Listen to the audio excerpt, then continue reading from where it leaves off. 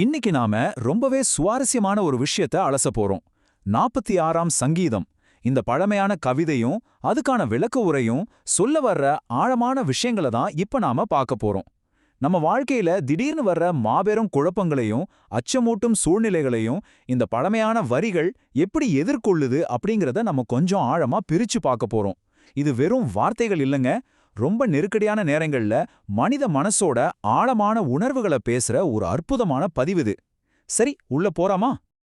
இந்த உரையில நம்ம பயணம் எப்படி இருக்க போகுதுன்னா, முதலாவது உன்னதமான அடைக்கலம், அடுத்து நவீன கால குழப்பங்களை எப்படி எதிர்கொள்றது, அப்புறம் மகிழ்ச்சியின் நதி, யுத்தங்களின் முடிவு, கடைசியா அமர்ந்திருத்தல் அப்படிங்கறதோட உண்மையான அர்த்தம் என்ன, இந்த வரிசையில தான் நாம போக போறோம். பகுதி 1. உன்னதமான அடைக்கலம். ஆபத்து வரும்போது ஓடி ஒளிர ஒரு பாதுகாப்பான இடத்த இந்த கவிதை எப்படி அறிமுகப்படுத்துதுன்னு பார்க்கலாம். முதல் வசனத்தையே கவனிச்சிங்கன்னா விளக்க உரை அதை மிக தெளிவா 3 விதமா பிரிக்கிறது. தேவன் எப்படி ஒரு பாதுகாப்பாளரா செயல்படுறாருன்னு பாருங்க.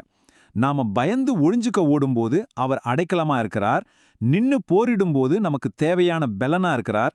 உடனடி ஆபத்து வரும்போது அனுகூலமான துணையா நின்னு செயல்படுறார். வேற யாருமே இந்த அளவுக்கு ஒரு முழுமையான பாதுகாப்பை தர முடியாது அப்படிங்கறத இது ரொம்ப அழுத்தமா பதிவு செய்யுது.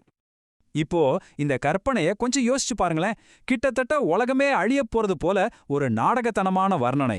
பூமி நிலை மாறினாலும், மலைகள் நடுச்சமுத்திரத்தில் சாய்ந்து போனாலும், இப்படி பூமியை உழுக்கும் மாபெரும் குழப்பத்தை விவரிச்சுட்டு அடுத்த வரியிலேயே நாம பயப்பட மாட்டோம் அப்படின்னு ஒரு விசுவாசி சொல்றதா இந்த உரை முன்வைக்குது.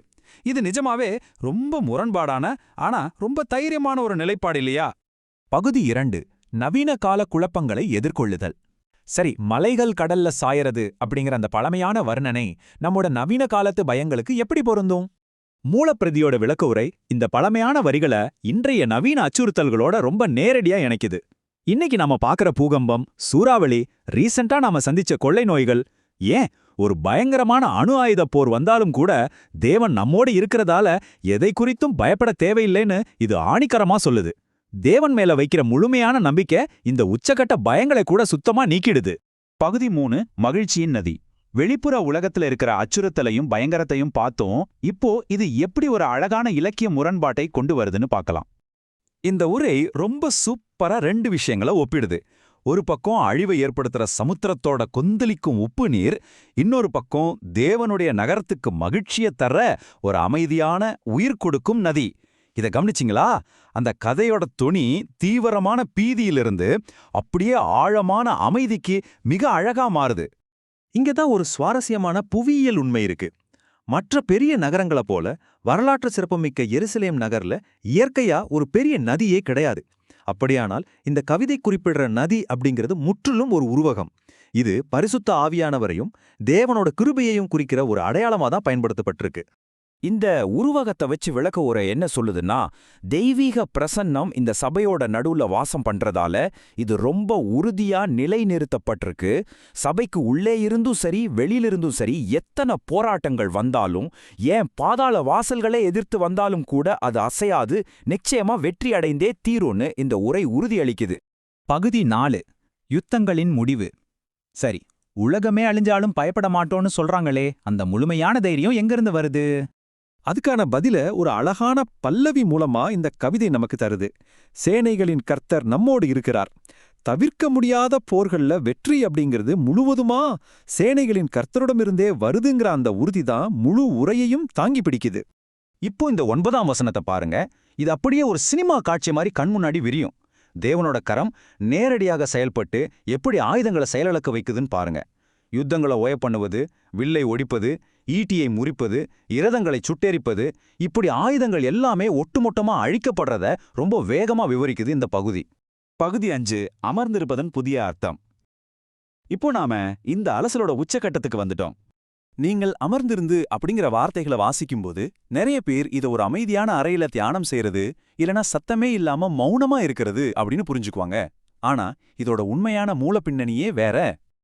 இங்கதான் நாம கவனிக்க வேண்டிய முக்கியமான குறிப்பு இருக்கு. அமர்ந்திருத்தல் அப்படிங்கிறது வெறும் சத்தம் இல்லாம இருக்கிறது கிடையாது.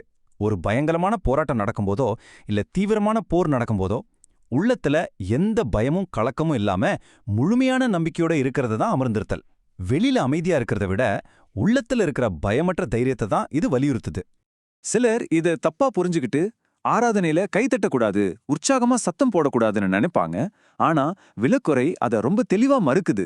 உண்மையான அமைதி அப்படிங்கிறது பீதிக்கு பதிலா நம்பிக்கையை தேர்ந்தெடுக்கிறது தான். அப்புறம் பிராக்டிக்கலா அனுதினமும் கர்த்தருடைய பாதத்துல உட்கார்ந்து அவருடன் தொடர்பு கொள்றது தான் அப்படின்னு இது சொல்லுது. இப்போ இந்த கவிதையோட அமைப்பை கவனிங்க. 7ஆம் வசனத்துல சொல்லப்பட்ட அதே பல்லவி இந்த 11ஆம் வசனத்திலையும் திரும்ப வந்திருக்கு. இது ஒரு முழுமையான பாதுகாப்பையும் எக்காலத்துக்கும் மாறாத அடைக்கலத்தையும் உறுதிப்படுத்தி இந்த கவிதைய ரொம்ப அழகா நிறைவு செய்யுது. சோ இந்த அலசலோட முடிவுல உங்களுக்கான ஒரு கேள்வி இதுதான். உண்மையான அமைதி அப்படிங்கிறது சத்தமில்லாத அறை கிடையாது, மாறாக போர்க்களத்துக்கு நடுவுலையும் பயமில்லாம நம்பிக்கையோடு இருக்கிறது தான் அப்படிங்கிற இந்த பழமையான உண்மையை வச்சு பார்க்கும்போது, இனி உங்களை சுற்றி இருக்கிற நவீன கால குழப்பங்களை நீங்க எப்படி எதிர்கொள்ள போறீங்க? கொஞ்சம் சிந்திச்சு பாருங்க.